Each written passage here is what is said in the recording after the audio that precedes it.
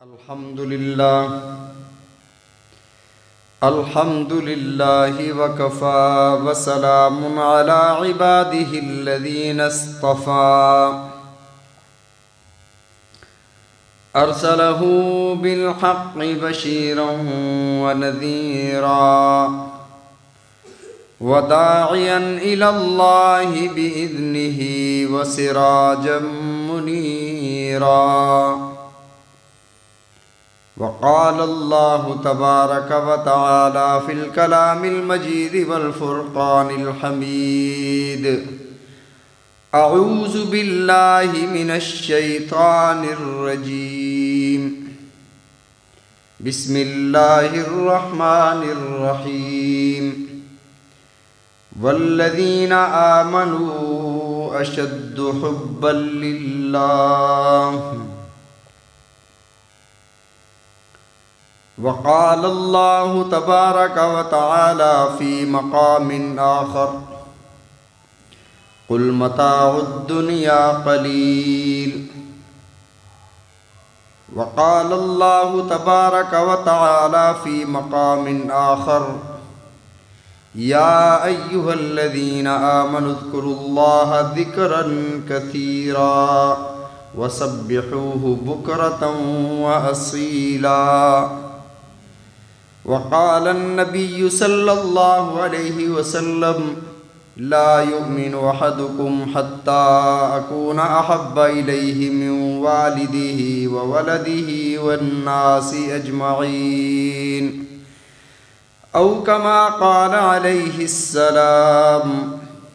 صدق الله وصدق رسوله النبي الكريم، ونحن على ذلك لمن الشاهدين والشاكرين، والحمد لله رب العالمين. اللهم صل على محمد وعلى آل محمد كما صليت على إبراهيم وعلى آل إبراهيم إنك حميد مجيد.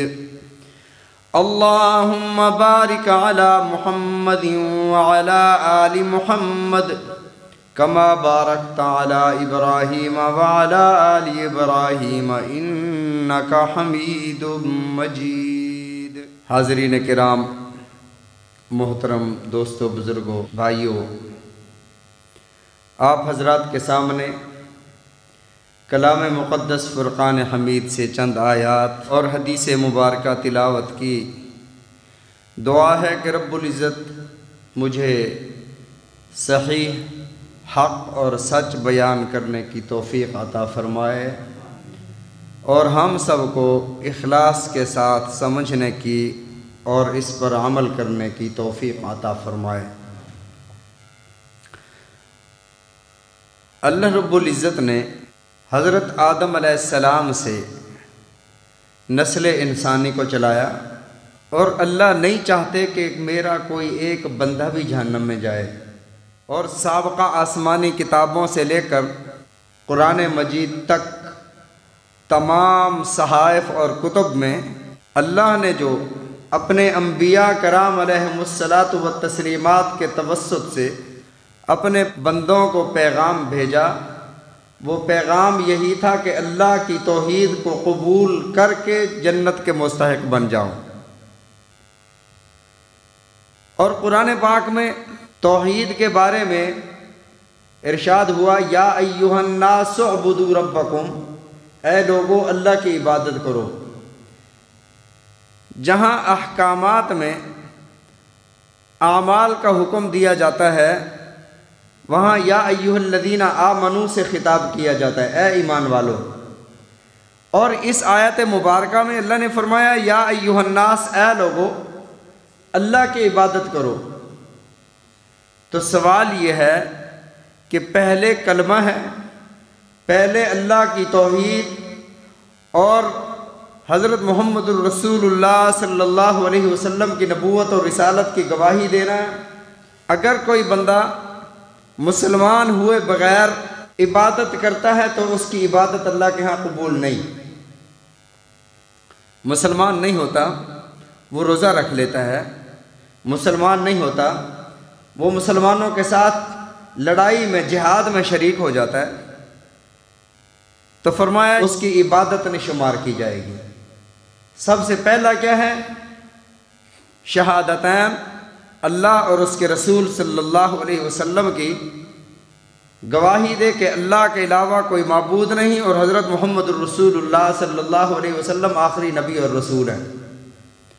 نبی علیہ الصلوۃ والسلام کی نبوت اور رسالت کے بارے میں اللہ کا فیصلہ یہ ہے کہ نبی رحمت صلی اللہ علیہ وسلم کی بعثت کے بعد، نبی علیہ الصلوۃ والسلام کی نبوت اور رسالت کے بعد، اعلان نبوت کے بعد، اب اگر کوئی حضرت عیسیٰ علیہ السلام کا کلمہ پڑھتا ہے، اب اگر کوئی حضرت موسیٰ کا کلمہ پڑھتا ہے، اب اگر کوئی لا الہ الا اللہ ابراہیم خلیل اللہ پڑھتا ہے، اب اگر کوئی حضرت اسماعیل علیہ السلام پر ایمان رکھتا ہے، فرمایا اللہ کا اور قرآن کا فیصلہ یہ ہے، ان الدین عند اللہ الاسلام، اللہ کے ہاں دین صرف اسلام ہے۔ فرمایا کہ وَمَن يَبْتَغِ غَيْرَ الْإِسْلَامِ دِينًا، اللہ کے پاس اگر کوئی بندہ دین اسلام کے علاوہ کوئی اور دین اور مذہب لے کر گیا، اس حال میں اس دنیا سے گیا کہ وہ کسی اور مذہب پر تھا، وہ اسلام پر نہیں تھا،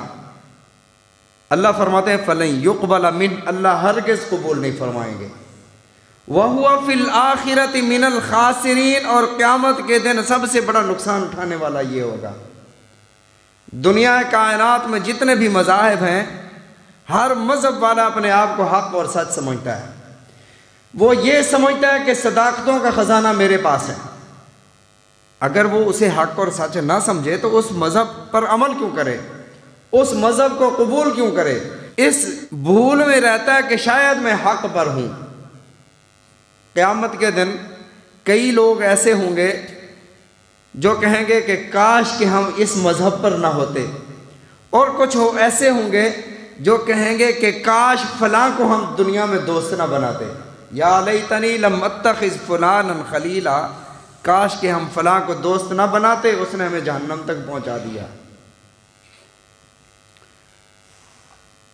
تو اللہ نے فرمایا یا ایھا الناس اعبدوا ربکم، اے لوگو اللہ کی عبادت کرو۔ تو یہاں عبادت، اے لوگو، کافر مسلم سب اس میں موجود ہیں، اے لوگو اللہ کی عبادت کرو۔ تو عبادت کا کیا مطلب ہے؟ جب اللہ کافروں کی عبادت کو قبول ہی نہیں کرتا، سب سے پہلے وہ کلمہ پڑھیں پھر عبادت قبول ہے۔ اگر وہ نماز پڑھیں، روزہ رکھیں، نیک اعمال ہیں وہ کریں، اعمال کو آخرت کے لیے قبول نہیں فرماتے۔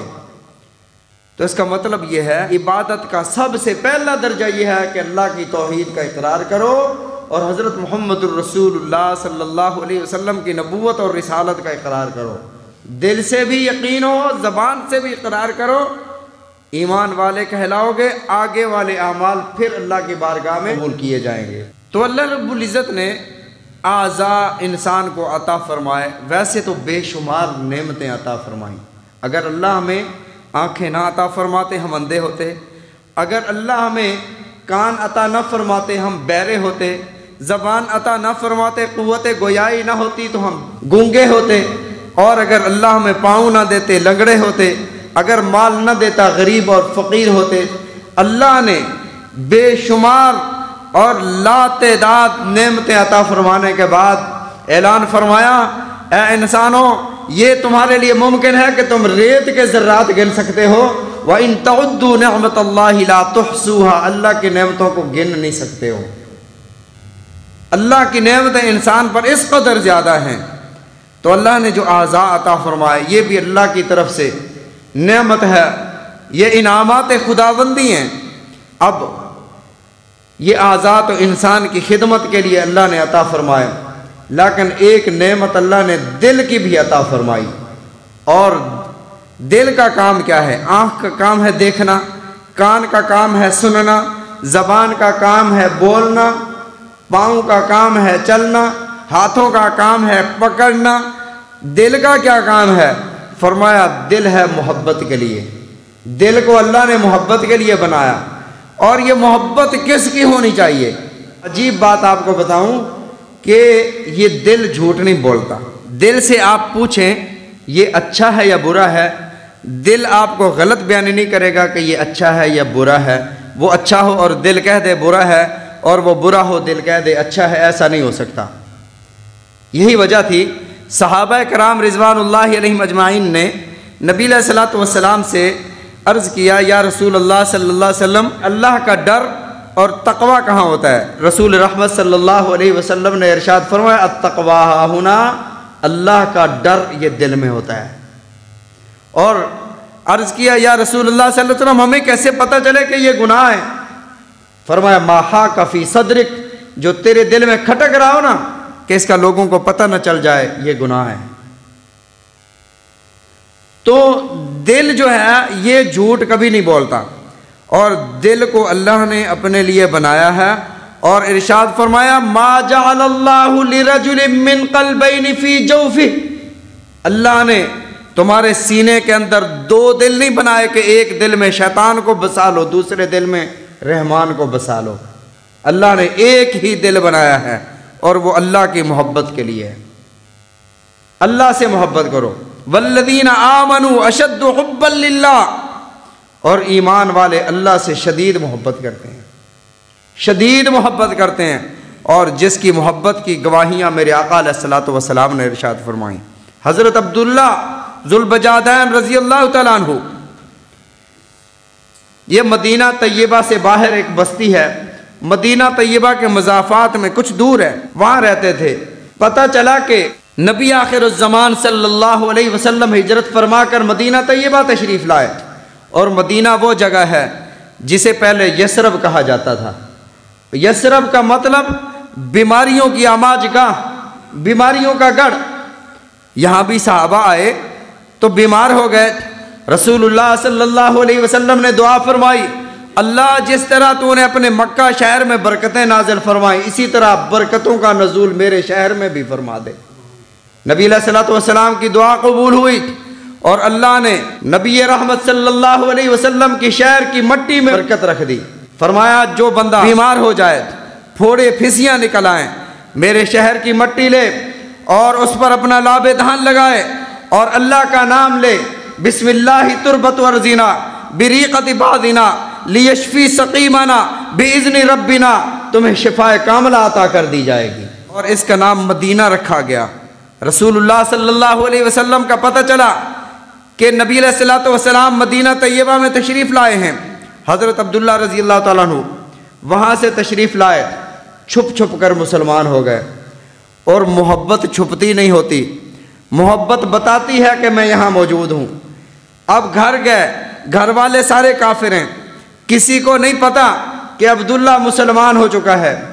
چچا کے زیر کفالت تھے، چچا نے ایک دن باتوں باتوں میں پوچھ لیا کہ یہ تیرے اطوار و انداز لگتے ہیں کہ تو مسلمان ہو چکا ہے، عبداللہ اسلام قبول کر لیا ہے، کیا تو صحابی ہو گیا ہے؟ کیا تو نے اپنے دین کو چھوڑ دیا ہے؟ کہا، میں نے حضرت محمد الرسول اللہ صلی اللہ علیہ وسلم کے دین کو اختیار کر لیا۔ تو رات کا وقت ہے، چچا اٹھتا ہے، کہتا ہے اگر اسی دین پر قائم رہنا ہے اسی وقت میرے گھر سے نکل جا۔ گھر سے نکلنے لگے، کپڑے بھی اتار لیے، تہبند بھی اتار لیا، جسم برہنہ کر کے ننگا باہر بھیج دیا۔ ماں تو ماں ہوتی ہے، بے شک کافر ہی کیوں نہ ہو۔ اماں کا دل بھر آیا، اماں نے کہا، بیٹے عبداللہ اسی طرح برہنہ نہ جانا، یہ ایک چادر لیتے جا۔ چادر لی، اس چادر کے دو ٹکڑے کیے، ایک ٹکڑے کا تہبند بنایا، دوسرے کو بدن ڈھانپا، نبی رحمت صلی اللہ علیہ وسلم کی خدمت اقدس میں پہنچے۔ آپ نے فرمایا، عبداللہ آ گئے ہو، یا رسول اللہ سب کچھ قربان کر کے آپ کی بارگاہ میں آ گیا ہوں۔ آپ نے اصحاب صفہ میں انہیں شمار فرما دیا۔ حضرت عبداللہ ذوالبجادین دو چادروں والے نبی رحمت صلی اللہ علیہ وسلم کے یہ شاگرد تھے، ہمیشہ آپ کی خدمت میں رہتے، دین سیکھا کرتے، اور کبھی کبھار وجد میں آ کر، جوش میں آ کر، اللہ کی محبت میں آ کر کہا کرتے، اللہ اللہ اللہ، زور زور سے اللہ کے نام کی ضربیں لگایا کرتے۔ حضرت عمر رضی اللہ تعالیٰ عنہ وہاں سے گزر رہے تھے، دیکھا عبداللہ اللہ کے نام کی ضربیں لگا رہے ہیں۔ فرمایا، عبداللہ تجھے کیا ہوا؟ اللہ کا نام اس طرح لیتے ہو؟ رسول رحمت صلی اللہ علیہ وسلم نے ارشاد فرمایا، عمر میرے عبداللہ کو نہ منع کرو، مجھے قسم ہے اس ذات کی جس کے قبضہ قدرت میں محمد کی جان ہے، اللہ نے اپنی محبت عبداللہ کے دل میں کوٹ کوٹ کر بھر دی ہے، اور میں گواہی دیتا ہوں کہ عبداللہ اللہ سے محبت فرماتے ہیں اور اللہ عبداللہ سے محبت فرماتے ہیں۔ بات یہاں تک ہوتی تو کوئی بڑی بات نہ تھی۔ پھر ایک غزوہ ہوا، اس غزوہ میں حضرت عبداللہ ذوالبجادین کو بخار آتا ہے، بخار میں آخری وقت ہے، نبی رحمت صلی اللہ علیہ وسلم کی گود میں سر مبارک ہے اور جان نکل جاتی ہے۔ رسول اللہ صلی اللہ علیہ وسلم نے اللہ کی بارگاہ میں دعا کی، اللہ عبداللہ تیری بارگاہ میں حاضر ہو رہا ہے، اس کی مغفرت فرما دے۔ اپنے ساتھیوں سے نبی علیہ الصلوۃ والسلام نے اپنے صحابہ سے، حضرت ابو بکر و عمر سے، عثمان و علی سے، طلحہ و زبیر سے، جنہیں آپ نے جنت کی خوشخبریاں عطا فرمائی تھیں، فرمایا اس کے لیے قبر کا انتظام کرو۔ کفن لایا گیا، فرمایا آج عبداللہ کو یہ والا کفن نہیں دیا جائے گا، محمد کی چادر میں کفنایا جائے گا۔ دیکھو تو صحیح، نبی رحمت صلی اللہ علیہ وسلم کی وہ چادر جس کو کبھی اللہ نے یا ایھا المزمل فرمایا، کبھی اللہ نے یا ایھا المدثر فرمایا، وہ خوش نصیب انسان نبی علیہ الصلوۃ والسلام کی اس چادر میں کفنائے گئے۔ پھر رسول اللہ صلی اللہ علیہ وسلم نے ارشاد فرمایا، میری شریعت میں حق یہ ہے جو جس کا قریبی رشتہ دار ہے وہ اسے قبر میں لٹائے، لیکن عبداللہ کو تو گھر والوں نے نکال دیا تھا اور سب سے قریبی اس کا میں ہوں، میں ہی اسے قبر میں لٹاؤں گا۔ رسول رحمت صلی اللہ علیہ وسلم قبر میں اترے، آپ نے حضرت عبداللہ کو ہاتھ سے لیا، باقی صحابہ نے نیچے اتارا، نبی علیہ الصلوۃ والسلام نے اپنے ہاتھوں سے لٹایا اور دعا فرمائی، اللہ اس دھرتی پر، اس زمین پر میں عبداللہ سے راضی ہوں، تو عرش پر اس سے راضی ہو جا۔ حضرت عمر رضی اللہ تعالیٰ عنہ رو پڑے اور فرمانے لگے، کاش کہ عبداللہ کی جگہ عمر کی میت ہوتی، عمر کا جسم ہوتا اور رسول رحمت صلی اللہ علیہ وسلم کے ہاتھوں دفن ہو گیا ہوتا۔ یہ صحابہ تمنائیں کر رہے تھے۔ حضرت عبداللہ نے جو اللہ کی محبت میں قربانی دی تھی، اللہ نے اس کا صلہ کیا عطا فرمایا۔ رسول اللہ صلی اللہ علیہ وسلم نے ارشاد فرمایا، اللہ نے جنت کی دو عورتوں سے میرا نکاح فرما دیا، ایک حضرت آسیہ اور ایک حضرت عیسیٰ علیہ السلام کی والدہ مریم علیہ السلام۔ ہوا کیا، فرعون کی بیوی حضرت آسیہ حضرت موسیٰ علیہ السلام پر ایمان لاتی ہیں، ایمان لانے سے پہلے محل کی مالکہ ہیں، ہر آسائش انہیں میسر ہے، ابرو اشارہ پر ان کے ہر کام ہو جاتے ہیں، لیکن جب اسلام لائی ہیں فرعون نے وہ ظلم و ستم ڈھائے کہ دنیا ایسی مثال لانے سے قاصر ہے۔ بالآخر جب اس نے دیکھا کہ حضرت موسیٰ علیہ السلام کے دین سے یہ پیچھے نہیں آ رہی ہیں اور آگے جا رہی ہیں، پختہ ہو رہی ہیں، تو حضرت آسیہ کو زمین پر لٹا کر ہاتھوں میں میخیں منگوا دیں، اور حضرت آسیہ جب اس تکلیف میں گزر گئیں تو اللہ کی بارگاہ میں ہاتھ اٹھائے، اللہ جنت میں مجھے محل سے تو اس نے نکال دیا ہے، مجھے اب تو جنت میں گھر عطا فرما دے، فرعون سے اور اس کے اعمال سے مجھے نجات عطا فرما دے۔ اللہ نے کیا قدردانی فرمائی، اللہ نے اس محبت کا صلہ یہ عطا فرمایا کہ نبی آخر الزمان صلی اللہ علیہ وسلم کے ساتھ نکاح فرما دیا، اور جنت کون سی عطا فرمائی، سب سے اوپر عرش ہے، عرش کے نیچے مقام محمود ہے جو رسول اللہ صلی اللہ علیہ وسلم کی جنت ہے، اور اس سے نیچے جنت الفردوس ہے، جنت الفردوس سے بھی اوپر والا مقام، مقام محمود میں نبی علیہ الصلوۃ والسلام کی زوجہ بنا کر مقام محمود میں جگہ عطا فرما دی۔ اور نبی علیہ الصلوۃ والسلام جب معراج پر تشریف لے جا رہے تھے، آپ نے فرمایا میرا گزر ایک ایسی جگہ سے ہوا، ایسی وادی سے ہوا، خوشبوئیں مہک رہی تھیں، پورا علاقہ معطر تھا۔ میں نے جبرائیل سے پوچھا، جبرائیل یہ خوشبوئیں کیسی ہیں؟ جبرائیل علیہ السلام نے عرض کیا، یا رسول اللہ یہاں پر فرعون کی وہ ستم رسیدہ خواتین مدفون ہیں، اللہ نے 2000 سال پہلے ان کی شہادت ہوئی تھی، اللہ نے اس وقت سے آج تک اس علاقے کو ان کی قبور کی خوشبوؤں سے معطر فرما دیا ہے۔ یہ اللہ نے انعام عطا فرمایا۔ اور اسی طرح رسول اللہ صلی اللہ علیہ وسلم کے صحابہ نے، اللہ نے نبی علیہ الصلوۃ والسلام کو جو صحابہ عطا فرمائے، اور ان کے دلوں میں اللہ کی محبت کس قدر وسیع تھی، 3 دن تک کھڑا کیے رکھا گلی میں، کوئی ان کا خریدار آئے، کسی نے نہ لیا، حضرت حذیفہ رضی اللہ تعالیٰ عنہ نے خرید کر انہیں آزاد فرمایا، نبی علیہ الصلوۃ والسلام کی خدمت میں حاضر ہوئے، نبی علیہ الصلوۃ والسلام سے آپ نے قرآن سیکھا، آپ سے دین سیکھا اور اللہ کی محبت سیکھی۔ جب ہجرت کے لیے جا رہے تھے، راستے میں طے ہوا کہ نماز کون پڑھائے۔ حضرت عمر رضی اللہ تعالیٰ عنہ جس قافلے میں ہیں، اسی قافلے میں حضرت سالم بن عبداللہ بھی ہیں۔ طے ہوا کہ نماز وہ پڑھائے جس کو سب سے زیادہ قرآن یاد ہو۔ تو پوچھا گیا تو قرآن جسے سب سے زیادہ یاد تھا وہ حضرت سالم بن عبداللہ تھے۔ یہ وہ غلام تھے جنہیں کوئی 3 دن تک لینے کے لیے آتا نہیں تھا۔ آج اللہ نے انہیں حضرت عمر کا بھی امام بنا دیا۔ اور نبی رحمت صلی اللہ علیہ وسلم ارشاد فرمایا کرتے تھے، الحمدللہ الذی، تمام تعریفیں اس ذات کے لیے جس ذات نے مجھے سالم جیسا صحابی عطا فرمایا، اور میں قسم کھاتا ہوں کہ اللہ نے اپنی محبت سالم کے دل میں بھر دی ہے۔ یہ اللہ کی محبت کا نتیجہ تھا۔ اللہ کی محبت آتی کیسے ہے؟ اللہ کی محبت نمازیں پڑھنے سے، اللہ کی محبت روزے رکھنے سے، اعمال کرنے سے نہیں۔ اللہ کی محبت اللہ کے منہیات جن سے اللہ نے منع فرمایا ہے ان چیزوں سے رکنے سے آتی ہے۔ اللہ نے منع فرمایا کہ بد نگاہی نہ کرو۔ صحابہ کرام رضوان اللہ علیہم اجمعین فرماتے ہیں، حضرت عمر کا دور ہے، ہم جنگ کے لیے جا رہے ہیں، وہاں کے لوگوں نے خوبصورت عورتوں کو نیم برہنہ کر کے راستے میں کھڑا کر دیا۔ وجہ یہ تھی، وہ چاہتے یہ تھے کہ کسی طرح مسلمان گناہ کرے اور اللہ کی مدد ان سے ہٹ جائے، کیونکہ ان کے پادریوں نے کہا تھا کہ جب تک یہ اللہ کی نافرمانی نہیں کرتے، یہ جہاں پر بھی قدم رکھیں گے فتوحات ان کا مقدر ہو جائیں گی۔ تو انہوں نے کہا کہ اللہ کی مدد ہٹانے کا واحد طریقہ یہ ہے کہ کسی طریقے سے ان سے گناہ کرایا جائے۔ اور وہاں جو امیر لشکر تھے، جب انہیں پتہ چلا، ساری فوج کو حکم فرمایا رک جاؤ، اور انہیں یہ آیت سنائی، قُل لِّلْمُؤْمِنِينَ يَغُضُّوا مِنْ أَبْصَارِهِمْ وَيَحْفَظُوا فُرُوجَهُمْ، مومنوں اپنی نگاہوں کو جھکا لو، اپنی نگاہوں کو نیچے کر لو، اللہ کی حرام کردہ کو نہیں دیکھنا۔ صحابہ فرماتے ہیں کہ جب ہم اس راہ سے گزرے، جب ہم اس بستی سے گزرے، جب ہم اس گاؤں سے گزرے، تو ہمیں یہ پتہ ہی نہ چلا کہ یہاں پر عمارتیں کتنی ہیں اور کس قدر بلند ہیں۔ ہم نے نگاہ اٹھا کر بھی نہ دیکھی اور اللہ نے ہمارے لیے نصرت اور مدد کا فیصلہ فرما دیا۔ تو آج بھی اگر ہم میں سے کوئی عام شخص بھی اللہ کی منع کی ہوئی چیزوں سے رک جاتا ہے، وہ اللہ کے ولی ہونے کا درجہ پا جاتا ہے، وہ اللہ کا ولی بن سکتا ہے۔ لیکن شرط یہ ہے کہ جس سے اللہ نے منع فرمایا ہے ان سے رک جائے۔ در جوانی توبہ کردن شیوہ پیغمبریست، در جوانی توبہ کردن شیوہ پیغمبریست، وقت پیری گرگ ظالم میں شود پرہیزگار۔